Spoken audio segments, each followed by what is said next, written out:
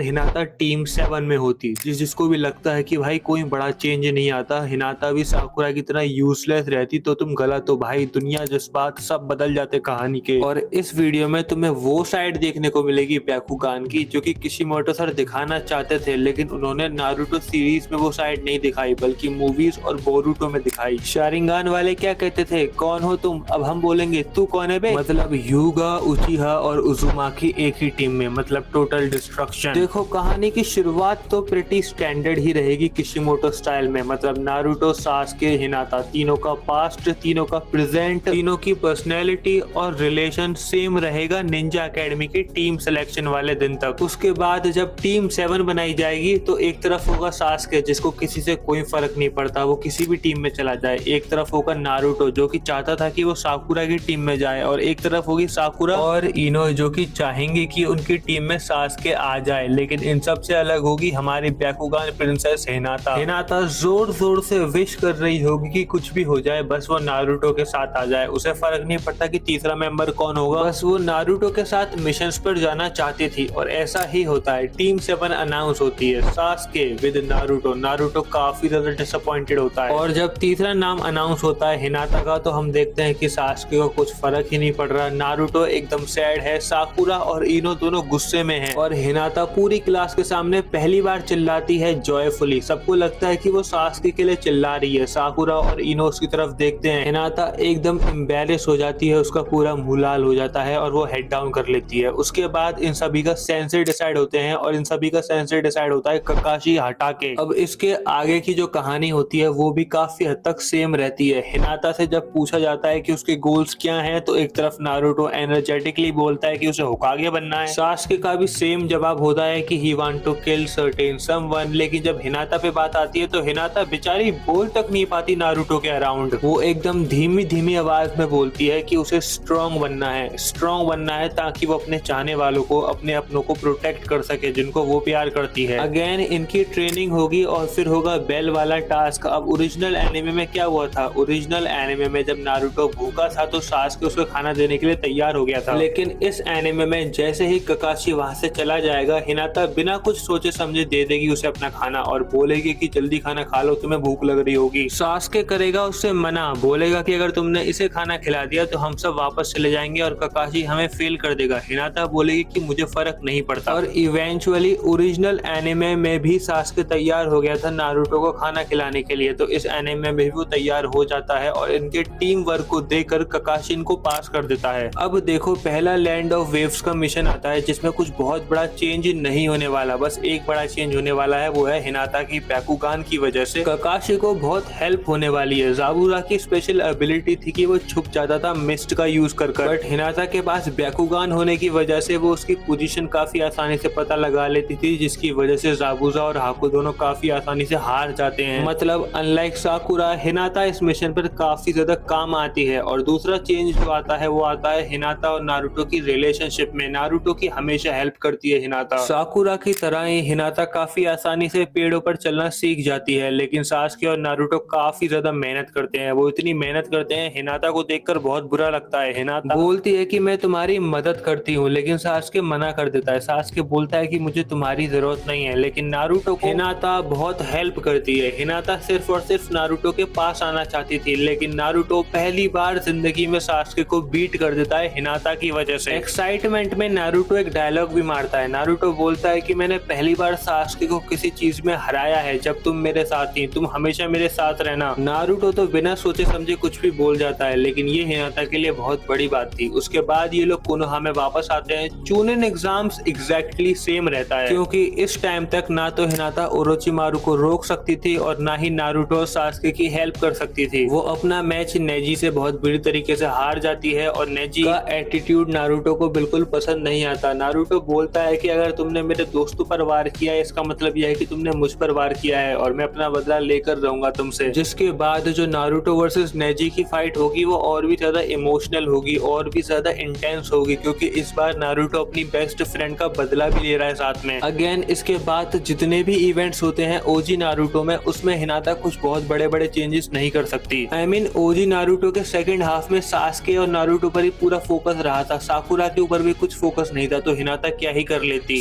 Sasuke village छोड़कर चला जाता है और इस बार नारुतो नहीं जाता साकुरा के पास। साकुरा आती है नारुतो के पास, बोलती है कि सास्के को बचा लो प्लीज। नारुतो डिसाइड करता है कि वो जाएगा सास्के को वापस लाने और अपनी टीम बनाता है। उसके बाद हिनाता मना करती है उससे। हिनाता बोलती है कि मुझे तुम्हारी फिक्र है, बाहर खतरा हो सकता है, लेकिन नारुतो बोलता है कि मैं तुम्हारी कसम खा के बोलता हूँ कि मैं जिंदा वापस आऊंगा। उसके बाद हम सबको पता है क्या होता है, नारुतो वापस जिंदा तो आ जाता है लेकिन उसकी हालत बहुत खराब होती है। उसके बाद जब वो काफी टाइम बाद आंखें खोलता है हॉस्पिटल में, तो वो देखता है कि हिनाता वहीं पर है और काकाशी उसे बताता है कि हिनाता कभी बाहर गई नहीं। जब उसकी हालत खराब थी तो हिनाता वहीं रुकी और उसने बोला कि मैं जब तक बाहर नहीं जाऊंगी जब तक नारुतो ठीक नहीं हो जाता। नारुतो काफी ज्यादा खुश होता है ये जानकर कि कोई तो है जिसको उसकी फिक्र है। उसके बाद की कहानी भी सेम रहती है। जिराया चला जाता है नारुतो के साथ ट्रेनिंग करने। उसके बाद नारुतो जब जाता है तो वो बोलता है कि तैयार रहना, स्ट्रांग बनना, मैं आकर तुमसे फाइट करूंगा। और हिनाता इस बात को बहुत सीरियसली ले लेती है। हिनाता दिन रात ट्रेनिंग करती है और बहुत स्ट्रांग बन जाती है। हिनाता बोलती है कि मैं वो गलती दोबारा नहीं दोहराऊंगी, मैं नारुतो को प्रोटेक्ट करूंगी और खुद के बिना उसे बाहर जाने नहीं दूंगी। अब देखो सच बताऊं, नारुतो शिपुडेन का पहला हाफ भी बिल्कुल सेम रहेगा, बस सारी की सारी केमिस्ट्री हिनाता और नारुतो के बीच में होगी। तुम सारी जगह साकुरा को हटाकर अगर हिनाता को प्लेस कर दोगे तो रिजल्ट एक्चुअली बेटर आएंगे। हिनाता काफी आसानी से सासुरी को हरा पाएगी। जब नारुतो आउट ऑफ कंट्रोल होगा फाइट्स के दौरान तो हिनाता अपनी जेंटल वॉइस का यूज कर जेंटल फिस्ट का यूज कर और साथ के साथ अपने इमोशंस का यूज कर नारुतो को कंट्रोल में लाएगी। उसके बाद कोनोहा वालों को रियलाइज होगा कि सिर्फ और सिर्फ हिनाता ही है जो कि नाइन टेल के जिंजुरिकी को कंट्रोल कर सकती है। इसका मतलब हिनाता एक तरह से एकदम पर्सनल असिस्टेंट ही बन जाती है नारुतो की। इसका मतलब ये है कि सुनादे खुद ऑर्डर देती है हिनाता को कि चाहे कुछ भी हो जाए, नारुतो कहीं भी जाएगा तुम्हारे साथ ही जाएगा क्योंकि तुम ही हो जो उसको कंट्रोल कर सकती हो। हिनाता कंफर्टेबल हो जाएगी नारुतो के अराउंड। नारुतो शाय होने लगेगा हिनाता के अराउंड क्योंकि उसके मन में फीलिंग्स आ जाएंगी उसके लिए। अब कहानी की जो दो सबसे बड़ी डेथ थी, इसका मतलब ये है कि जिराया और इताची की डेथ, उसमें कोई बहुत बड़ा फर्क नहीं आने वाला, वो सेम रहने वाली है। जिराया की डेथ के बारे में पता चलेगा नारुतो को। नारुतो जाएगा सेज मोड की ट्रेनिंग करने माउंट म्योबोकू। उसके बाद पेन करेगा कोनोहा पर अटैक और नारुतो लड़ेगा उससे फाइट। लेकिन यहाँ पर आएगा स्टोरी में बहुत बड़ा चेंज। नारुतो सेज मोड की ट्रेनिंग करने के बाद भी नहीं हरा पाया था पेन को, हम सबको पता है। हिनाता बीच में आई थी, हिनाता बहुत बुरी तरीके से इंजर्ड हो गई थी और नारुतो नाइन टेल मोड में आ गया था। बट यहाँ ऐसा नहीं होने वाला, यहाँ उल्टा होने वाला है। नारुतो की खराब हालत को देखकर हिनाता आ जाएगी रेज मोड में और वो यूज करेगी टेंसे गन। जिनको नहीं पता, टेंसेन गन इज एक्चुअली ब्याकुगान का अपग्रेडेड वर्जन। जैसे कि शारिंगान का अपग्रेडेड वर्जन होता है मांगेक्यो शारिंगान, और मांगेक्यो शारिंगान के ऊपर होता है इटर्नल मांगेक्यो शारिंगान, उसके ऊपर होता है रेनेगान। वैसे ही ब्याकुगान का जो अपग्रेडेड वर्जन है वो है टेंसे गन और ये कैनन है बाय द वे। हमने इसको मूवीज और बोरुटो में देखा है, लेकिन इसको अनलॉक करने के लिए ब्याकुगान यूजर को बहुत बुरे पेन से गुजरना पड़ता है। और हिनाता अपने सामने जब नारुतो की ये हालत देखती है तो वो अपने आप को रोक नहीं पाती और अनलॉक कर लेती है टेंसे गन। उसके बाद नारुतो और हिनाता दोनों मिलकर पेन की बस अब समझ जाओ। उसके बाद एज ओरिजिनल सब कुछ चलता है। नगाटो पर टोकनो जुसु यूज कर सारी की सारी लाइफ वापस ले आता है नारुतो और हीरो बन जाता है विलेज का। 5 का आगे सबमिट होता है। उसके बाद वॉर अनाउंस होती